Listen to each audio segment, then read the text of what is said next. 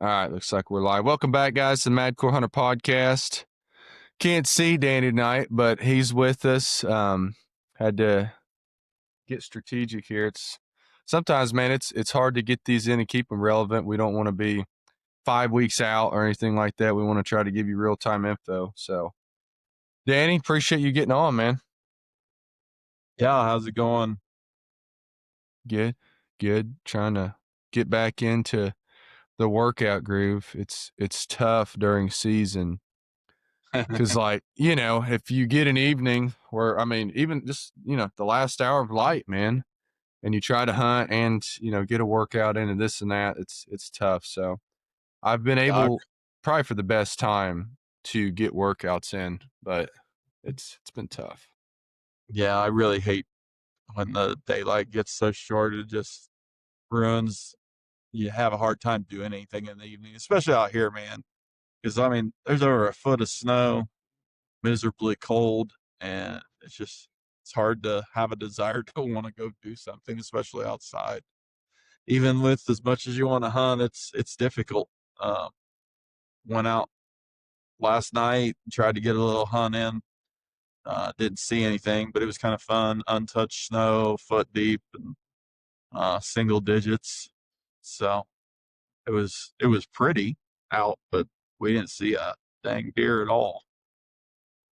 Yeah. It'd be tough to be on a stand that cold. Do you look into heated socks or insoles when it's that cold, or do you even hunt from a stand?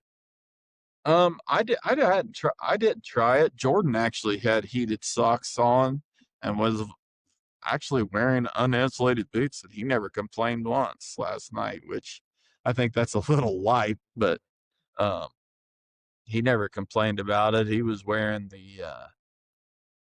oh the Fanatic bibs and like a Stratus jacket on over a few other layers, and he said he stayed comfortable. I was wearing the Incinerator, which was really amazing, except for, man, you could just warm up really fast in those if you got to walk very far, and walking through untouched 12 inches of snow made it. I was dying of heat. Yeah. um, Yeah. Coming back out here last night.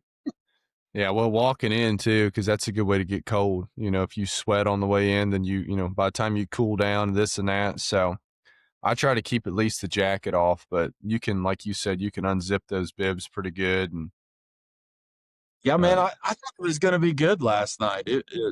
We definitely was comfortable. We got there pretty dang late.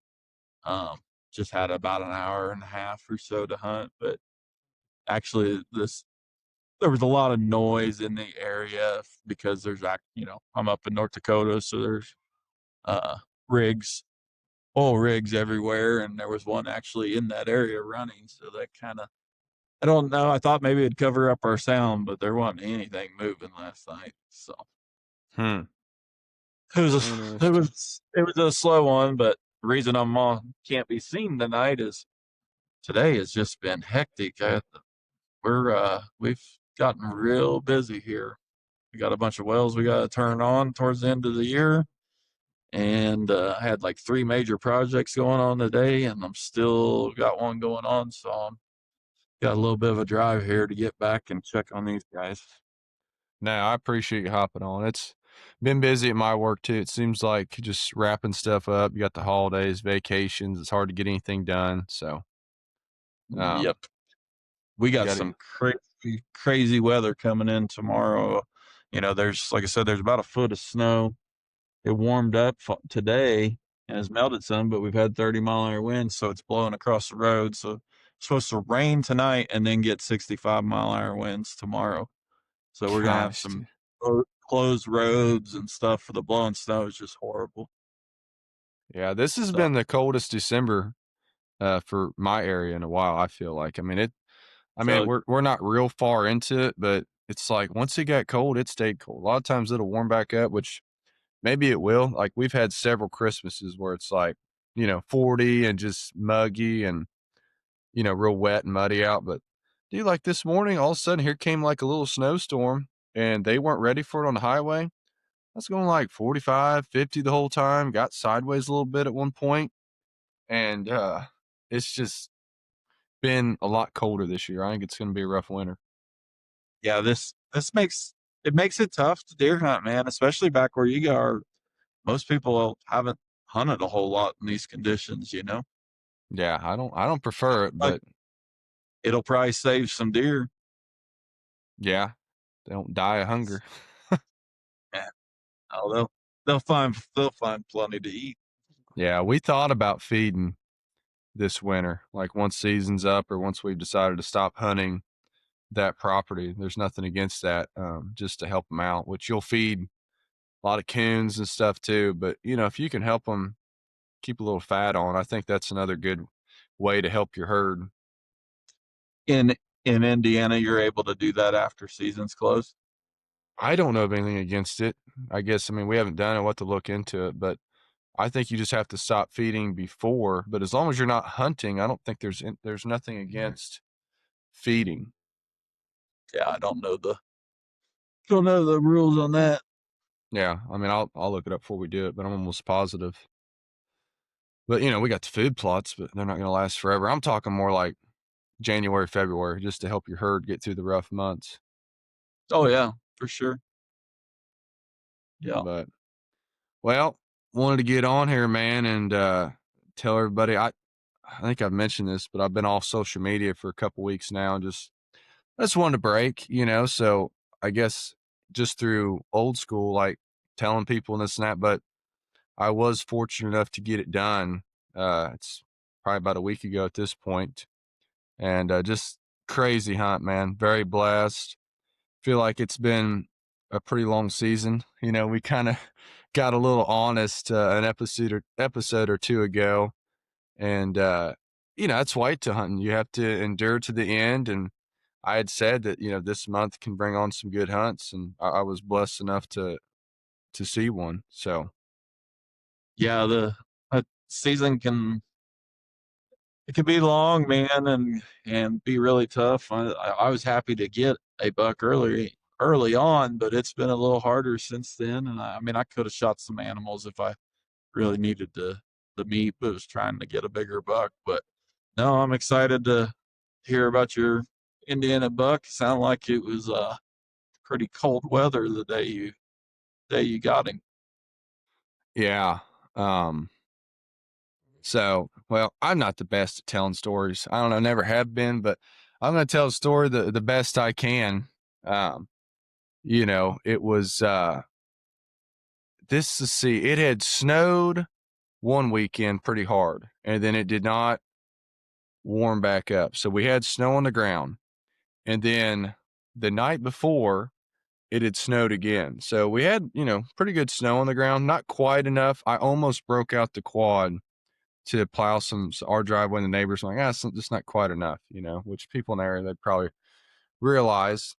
So, dude, it was like one of those. It was during the week, and I was really contemplating going because, like I said, it's tough to get an evening hunt in, man. By the time you get work done, and luckily with my work, we start pretty early, so if you can.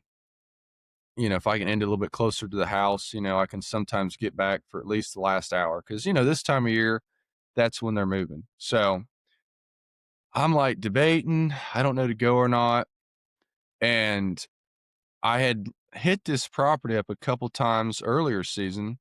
And dude, it was like great sign, like bathtub scrape, multiple scrapes, rubs, a thicket, just like, the county it's in's a good county. Like, man, just like that, a big one could live here. There's some ag around and this and that. So I'm like, man, maybe I should go in there again because I couldn't run a trail cam here, but the property owner had one just for kind of security purposes. And he had sent me a pretty good buck, which is the one I'm going to show you here soon. So I have to, I always, and just for you other guys, if you get permission, I always like to let people know, I like to have relationships, at least text them. Sometimes some guys are like, oh, you don't have to let me know, but I always at least call or text. You want to let somebody know you're on the premises at least, because I mean, some older people, they've gotten confused before. So I Yeah. decided to call this guy, and I'm like, I'm thinking about hunting tonight. It was almost like I was seeing if he would talk me into it in a sense. And I was like, I see great sign. And he had some other people come hunt. He had told me, like, there was certain times I couldn't hunt. I'm like, "Has anybody else done any good or this or that?" He's like, "No, nobody has." But he's like, "Man, I've counted a ton of bucks this year, and just last night they were fighting in my backyard. I saw the big 10, uh, and such." So I'm like, "Man, like, I'm just not having the best hunts." Like, no offense, I wonder what I'm doing wrong, because I'm playing the wind and this and that. He's like, "Well, have you tried hunting from the ground?" And I'm like, "Well, it's late season, this and that." I'm like, I do a hang and hunt system, I don't get real high off the ground. I'm trying to get in and out type situation." He's like, "Why don't you, long story short, he's like, "Why don't you try that?" I'm like, "You know what? I don't have a lot of time. You got to get your work in, this and that." I didn't know if I had time anyways. I'm like, by the time I hung a stand anyways, and I had thought I'd saw an old stand on this property, which I don't know if it was any good. So I'm like, you know what? I'll just go hunt from the ground. And there was a different part of this property that I hadn't really hunted yet, and it's not real big. I'm like, I'm just gonna kind of start there and do a little circle. And I knew where I could kind of get a vantage point. There's snow on, so if I don't move, I might be able to see them before they see me. You know what I mean? Because they stick out like a sore thumb with snow on. So I don't know. I was like, I'm just gonna try to, the old saying, ground and pound. Was the was like the snow conditions, was it still pretty soft or was it already getting crunchier? No, it was still soft. It was still that powder. I don't even know if you could really make a snowball if I'm remembering right.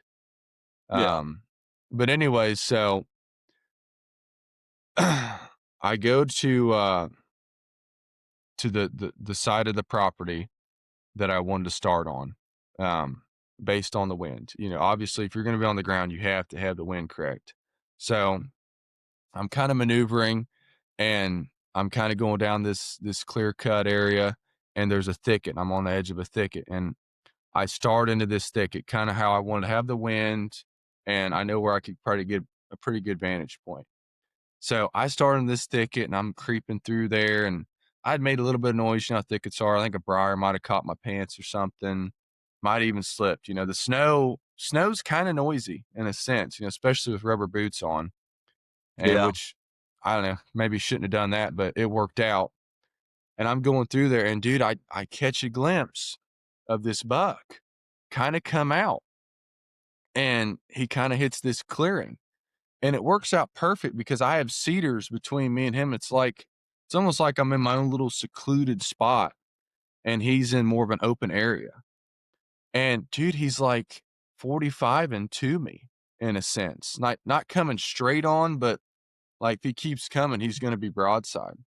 So I'm like, I gotta knock an arrow. Like he's coming. And I guess I should back up. I'm like, I don't know if my wind swirled and this was like his escape route and he's like getting out of the thicket, or if he heard something.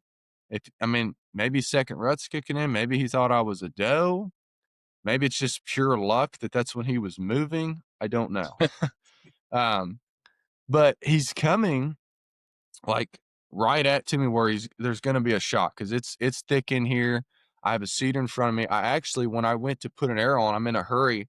I clanked it against my bow and he stopped. And I'm like, but dude, there's a cedar right in front of me. Like it was kind of God given. I feel like the whole scenario because you know how it is to kill them on the ground. Like it's very challenging. They're not elk. Like they can see a lot better. So he kind of stopped and then he starts again. So then I knock the arrow, and even that makes a little ting. I mean, he's not very far away. And I was like, here he comes, and he just keeps coming. I draw, and it was a cedar. There's like two cedars, and there was a cedar right where I could draw. And he was close enough. Like it all happened so fast.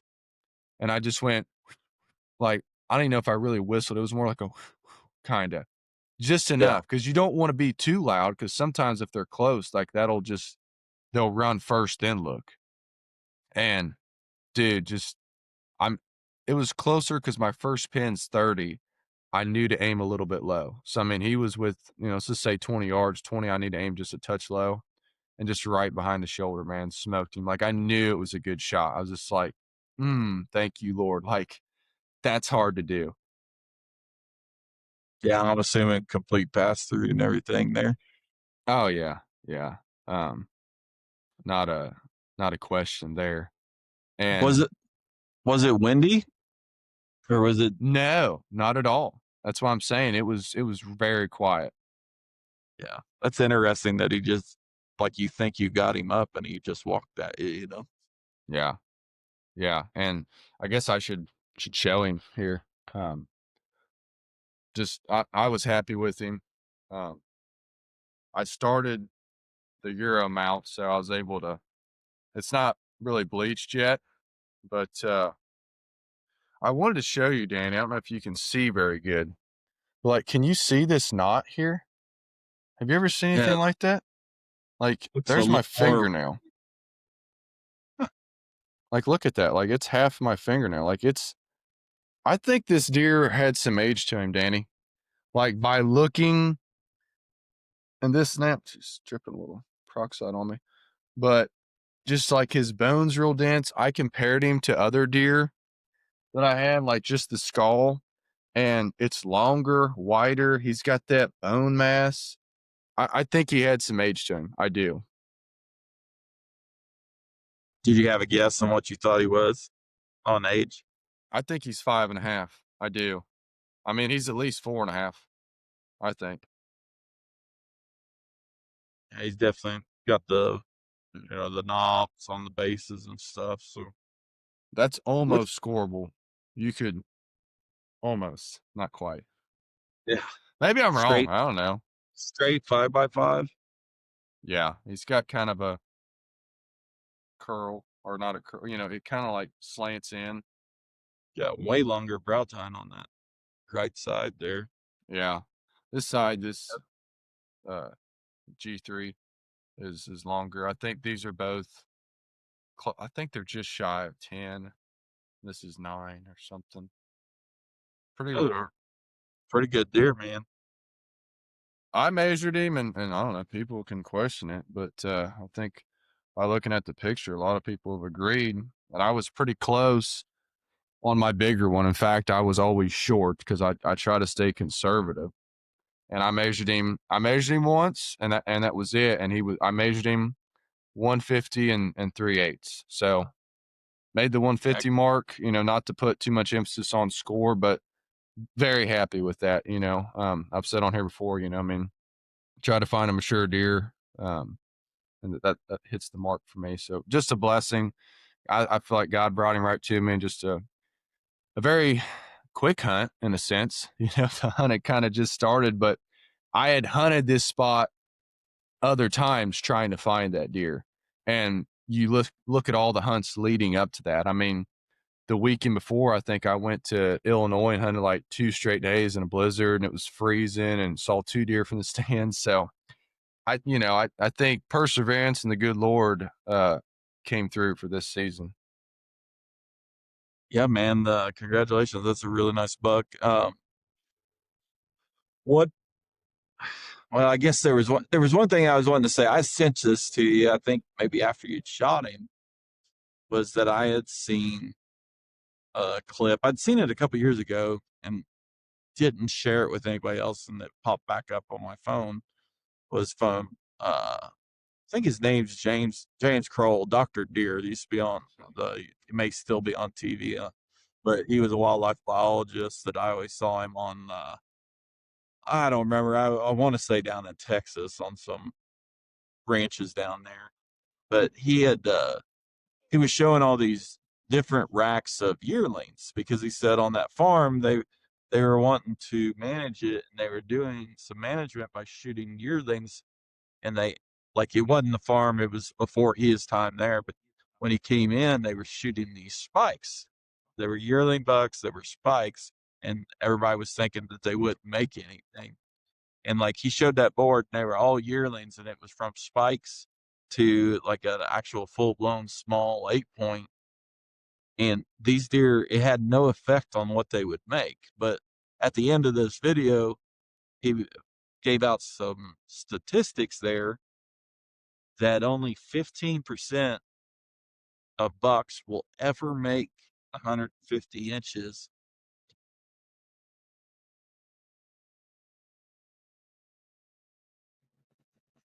Only 1% will ever make 160 inches plus. So it really goes to tell you, like, when we kill an animal that's approaching that 150 mark, how, you know, there's just not that many of them. Yeah. It's a blessing. It's hard to kill, one, hitting those marks every year. I know it's not always going to be feasible, but I'd seen this deer and that's about what I put him like, I think that's a 150-inch deer, just by seeing him and after scoring, not to put too much on score, but it's a respectable deer. It was a great hunt, just a blessing. He was a fighter, man. He had a little bit of a pus kind of coming out of the base of his antler, and actually it had calcified a little bit. I don't know if you can see here, Danny, but looking into it, can you see like how it's calcified a little bit here? And it was actually starting to eat down into his skull a little bit. So I That don't know, was, man. yeah.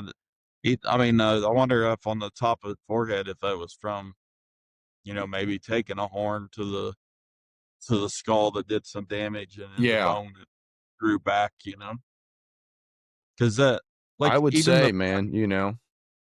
even the buck I shot this year, man, he had some of the same thing. He had 2 or 3 holes around his antler bases that were kind of, they were either hard scabbed over or had just a little bit of pus in them.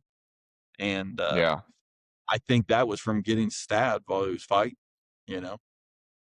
No, yeah, he So, he'd been fighting, man, and he was skinnier, from rutting, and maybe he was fighting a little bit of infection, but just an old bruiser in a sense, and you kind of see from the picture, he even looks like it, so just a great hunt, man. Very, very blessed, and just got to endure. It was you start hunting like me and Dad were saying. You start hunting early September, October, November, and here's December. Man, it's getting colder. It's like it's a grind. The family and holidays and your body, So, but you got to remember, it only comes around, once a year, so you want to enjoy it and try to get the most out of it. oh yeah, it we wait for it all year, and then it's a long season, but then it's the moment, within a few days of it being over, all you do is think about doing it again. So Yeah. yeah, But yeah, definitely got to take advantage of it while it's here for sure. yeah, and I guess equipment wise, the RX-7 used that Sever Hybrid 2.0, did it did a great job. Um, I don't know, the HLR arrows. What else do we usually say? What like what were you wearing that night? I don't know what the temperature was if you said that. Well, I didn't put a ton of clothes on due to I was going to be moving, so I tell people, I mean, I love KU, but like the briars are so hard on stuff. Like I've got Predator pants. If you ever seen like Predator run some pretty good deals, man, it's pretty good stuff. I think they have a really neat camo. So I think First Light merino wool base layers, merino wool pants, Predator pants, and I think I've got like a layering system. I've got Under Armour stuff that I've had forever, but I don't care if briars hit it, and it keeps me warm enough, and it's pretty good camo. It's like a shirt jack, another jacket, and a sweatshirt. And I usually have my KUIU vest on somewhere because that just for bow hunting it gives you a little bit more core warmth, but you're not sacrificing your arms. So I almost always have a vest on just as an extra layer. Even if it's early season, man, sometimes I'll take a vest just in case the night chills just a little bit. That can get you to the end of the hunt without, being too uncomfortable. Right on. Well, it sounds Actually, like that was a I think I had, pretty pretty awesome hunt from the oh, dude, ground. And I was gonna ask you, like, have you got to hunt very much from the ground? Have you killed very many deer from the ground? so I was thinking about that. And with a bow, I killed that uh, it was a 14-point buck when I was 9 on the way to the stand with a bow. I don't know if you remember that one. Yeah. Oh Um, yeah. he actually I was, like, shooting, like, a 40-pound bow, and he actually turned his neck into it. So, that was a neck shot. That was from the ground, and I believe I've killed a doe or 2 from the ground. There for a while, like, early high school, I think I just took that challenge upon myself, but it's tough, man. It's like I said, I'm not gonna take too much credit, like I snuck up on him or, it's like God brought him to me, but it worked out. I think it's more of a story of perseverance, like making it out there. I could have easily said, it's been a long day at work, like there's not enough time to get out there anyways. And you don't want to burn your spots out, but there's a fine line, like, that saying you cannot kill him from the couch. So you have to, stay persistent. Yeah, that there's this is a time of year that I like to do a little more from the ground just because I mean with the conditions getting rough, when the amount of clothes you got to wear and stuff, it just everything gets harder to um you know be able to set a tree when you're wearing all the heavy equipment and stuff. So Yeah. um I've shot a handful of bucks, whitetails from the ground when it got real cold and in deep snow and stuff like that. But it's a really exciting way to hunt that just most people hunt whitetail from a tree stand. So Yeah. Sometimes I wonder if we don't broaden, our hunting style enough. There's a fine line, less is more. Sometimes you can do more damage if you're down on the ground, getting seen a bunch because they're predators. Well, now, the predators are from the ground and kind of high up in a tree. So I've kind of been trying to hit like that middle. Cody DeQuista talks about that. And I invested quite a bit in my lone wolf hanging hunt. And I really wanted to kill out of that. Like I was kind of purposely using it, even on some farms that already had stands up. I'm like, you know, maybe they're used to that stand location. I really want to try something. I just want to kill all this. I've invested a lot into it and I believe in it. It's worked, but just hadn't had a mature deer come by yet and got it done from the ground. no, that's really awesome, man. But yeah, that's the story, man. I don't know. Not a very good storyteller probably. And it's not like it was like I said before, this I just picked permission up this year. Had kind of started the process last year, but a lot of times, I've got some deer that, would like to see grow and kind of have that storyline behind. But, you know, if you're gonna, I think a good way if you're gonna kill these bigger deer, man, is you have to kind of go to them instead of try to grow them because you're fighting neighbors and cars and disease. You have to kill the bigger buck where he's at, if that makes sense. Oh yeah. So If you're waiting for it to happen where you want, you're usually not going to get it done. yeah, I mean, the definition of insanity is to keep doing the same thing and expecting different results. So if you've been hunting your property for 10 years trying to grow one, it's not happening. You might not have the genetics. And I realize not everybody has the time or resources, but um, I attribute a lot of mine to going around to different farms, building relationships, and I appreciate those relationships. I do enjoy people and, am very thankful that they let me hunt their property and trust me with that. And it just it's another tool in your arsenal because I didn't hunt there every time. It was just I knew there was a mature buck there, and it helps you get out there when you know that's there. Yeah. But well, I know we kind of had limited time where you would have service, so don't let me keep you. Just wanted to get on here, tell you the story. Thank you guys for listening, and I'm still gonna try to. I've got a tag in Kentucky and Illinois. It's We're running out of time, but there's still good hunts. I'm going to the gym tonight. I saw a little buck chasing, and I think Dad said he saw one that was definitely cruising this morning. So don't give up. Second rut's here. This will be dropping the ninth. Um, so pretty relative to when we're talking. So good luck if you haven't gotten done yet. Don't give up, and It's always next year. You can't kill a big one if, you keep killing. If, the 130s, never make it to the following year. So try to see the positives of it. Yep. Good luck to all you guys out there still getting after it. All right. Thanks, guys. Have a good one.